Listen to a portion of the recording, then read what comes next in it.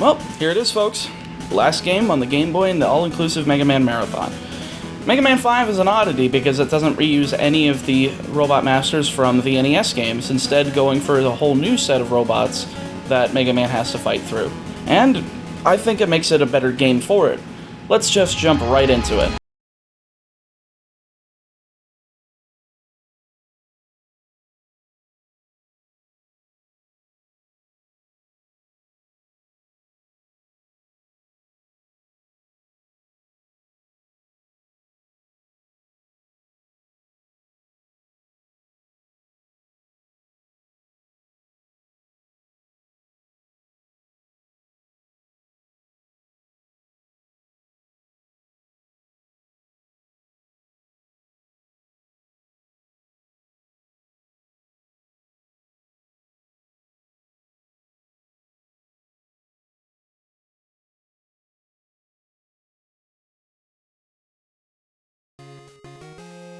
So, as I said earlier, Mega Man 5 features new Robot Masters. These are the Star Droids, each named after the planets of our solar system, aside from Terra, which is just Latin for Earth, so that's nice.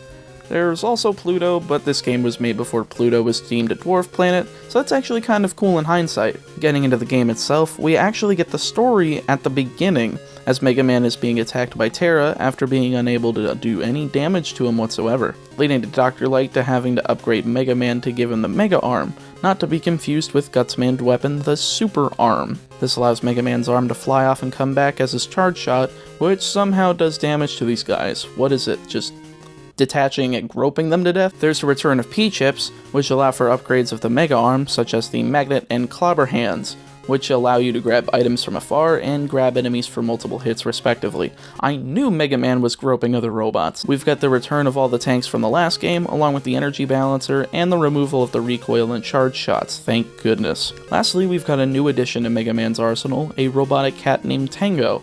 Tango is essentially like Beat because he attacks enemies and bosses, but stops attacking if he falls into a pit. It's not that big of a deal, especially since Beat isn't in this game, so it's an acceptable replacement.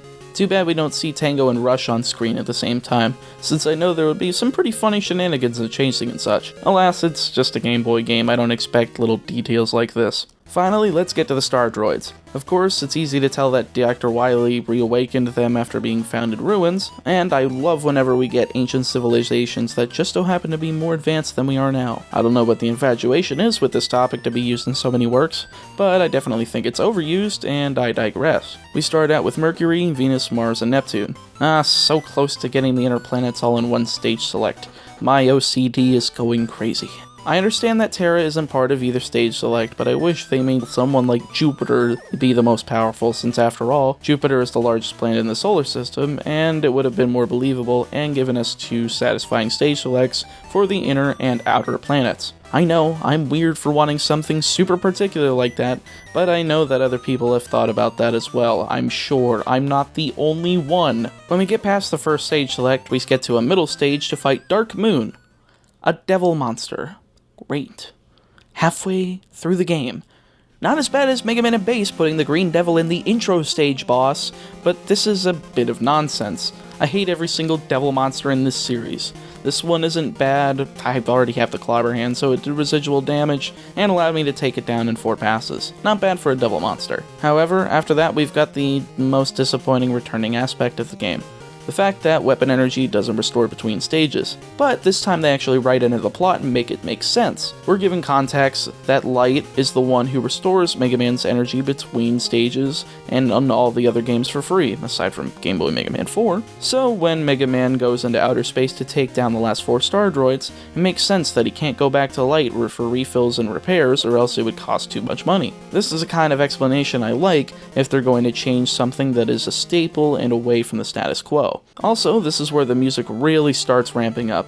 I love Saturn and Pluto's themes. They make me wish that this was an NES version of Mega Man 5, since it's got so much going for it as opposed to the stale formula that NES Mega Man had been following. We've got so many pretty sweet weapons here too, in Mega Man's arsenal thanks to the Star Droids.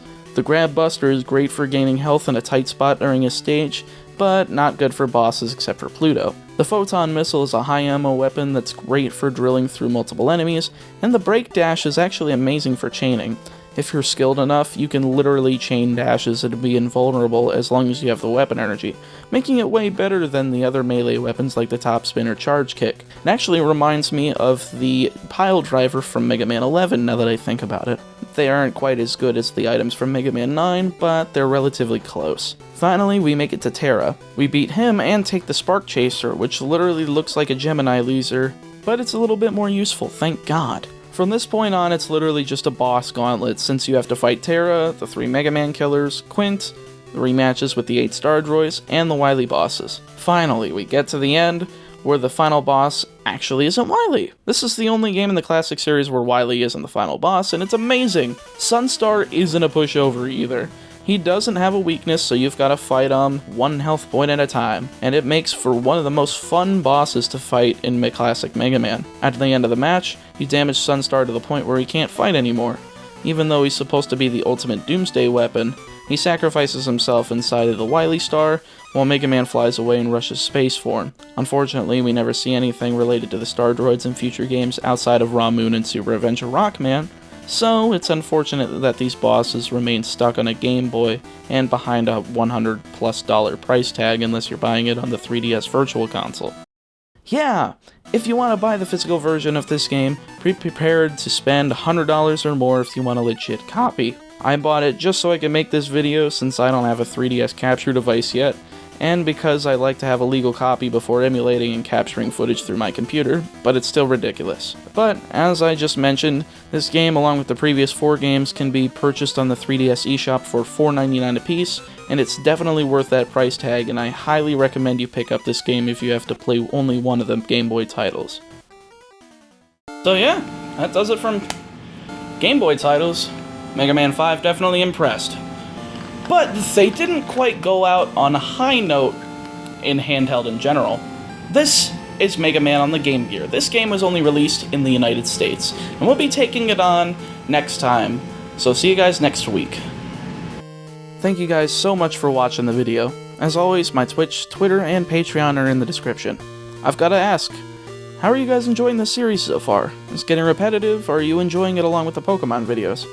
I've always had this goal of completing and reviewing every Mega Man game in the franchise, so this series is allowing that goal to come to fruition.